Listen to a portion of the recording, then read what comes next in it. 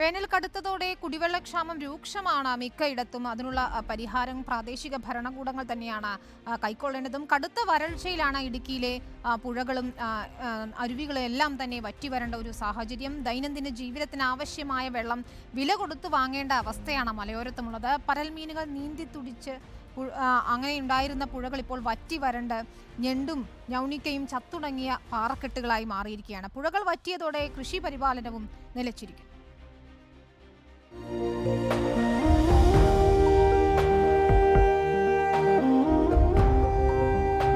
ഈ ദൃശ്യങ്ങൾ കണ്ട് ഇടുക്കി ഹൈറേഞ്ചിലെ ഏതെങ്കിലും ഓഫ് റോഡ് ട്രെക്കിംഗ് ആണോ എന്ന് തെറ്റിദ്ധരിക്കേണ്ട. വറ്റിവരണ്ട കല്ലാർപ്പുഴയുടെ ദൃശ്യങ്ങളാണിത്. ഈ പുഴയിൽ ഇനി അവശേഷിക്കുന്നത് ഈ കെട്ടിക്കിടക്കുന്ന വെള്ളം മാത്രം.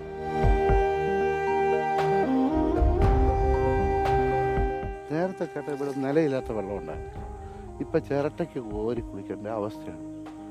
കുളിക്കാനും കുടിക്കാനും വെള്ളമില്ലാത്ത അവസ്ഥ.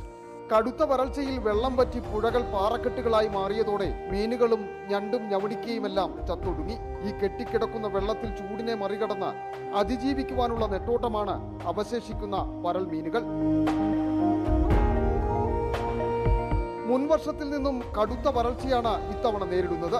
കല്ലാർപ്പുഴ വറ്റി വരണ്ടതോടെ കൃഷിക്കുള്ള ജലസേചനവും കുടിവെള്ളവും എല്ലാം ഇല്ലാതായ അവസ്ഥ.